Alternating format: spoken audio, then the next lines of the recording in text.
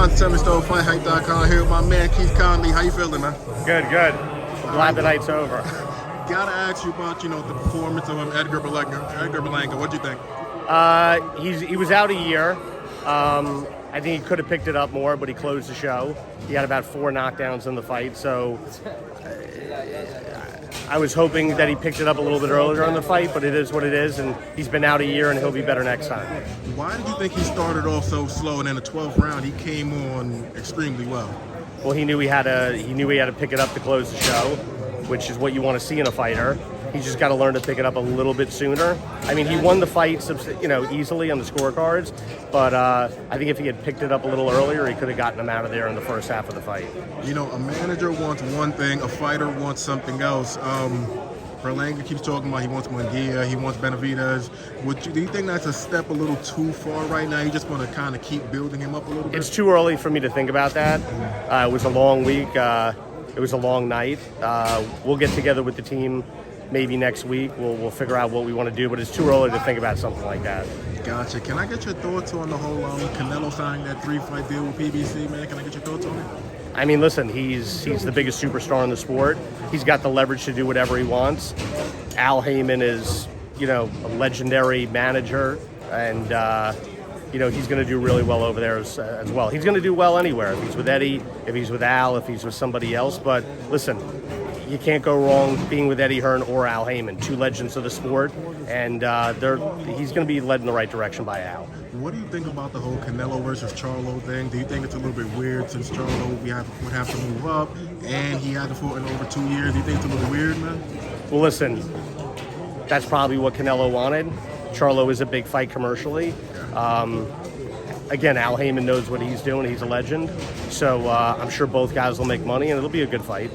How soon do you want to get Edgar back in the ring, man? Sometime before the end of the year. I think we're slated for October return. So, again, we'll see how things go. The fight just ended. It's too early to really talk about the future, but he'll be back in the second half of the year.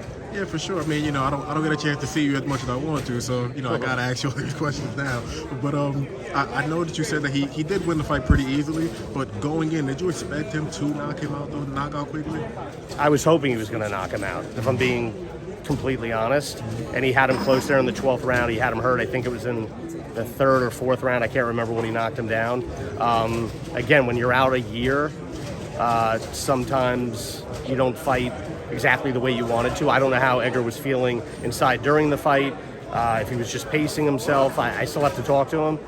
He just got out of the ring. Once I talk to Edgar, we'll find out why he didn't step on the pedal earlier, but it just shows when he does want to make things happen, he's got devastating power. So, even if those other big names might be a slight reach right now, they're still going to have to get through that right hand.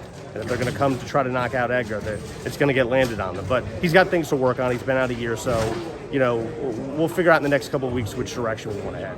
Gotcha. And just my last... you have Richardson Hitchens facing Montana. Yeah, he's right here. Richie. Really Oh, okay. In a really big fight.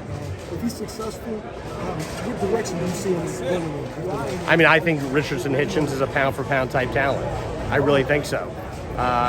He was hidden for a while, wasn't getting the exposure he was supposed to get for whatever reason. He's now getting exposure. He's looked amazing in his last 2 fights. And I truly think he's the type of guy that could be a pound-for-pound sleeper type talent. He's just got to get the opportunity. So when the Montana Love fight does actually happen, I think he's going to win in easy fashion. And I think he's maybe one more fight away from a title shot then. The logical move would, I guess, be a guy like Regis Prograis. Do you think that's maybe pushing it too far? Or do you think, Richardson is ready for it right now? Regis Prograis is a great fighter. He's an elite fighter. I don't care what happened a week ago. That guy was crafty and he wasn't really looking to fight. So I would chalk that up as just the opponent making it look awkward. Regis is an elite guy, but I don't think there's anybody on the planet that you can't say Richardson Hitchens could beat. I just think he's a pound-for-pound type talent. I know the sport is just learning about him, but if you really see what he's done over the last couple fights and the talent that he has, 2 years from now, he probably will be a unified champion. He just needs the opportunity, and that's what we're starting to give him over here at Matchroom. fight with Regis is a good one, but Richardson might not get to that fight because Devin Haney, he wants to move up. I'm not worried about those guys. That'll be a great fight, two great fighters. I'm more worried about my guy's next fight. I know he's going to dominate Montana Love. Why are you so confident he's going to dominate Montana? Because I know it. I know it. You can mark it down right now. You can bet the house on it if you're a gambler. My guy is a pound for pound type talent, and he's going to make Montana Love look stupid. Got it. I think that's the perfect way to end the interview. Yep. Appreciate you, man. Thank you. Thank you.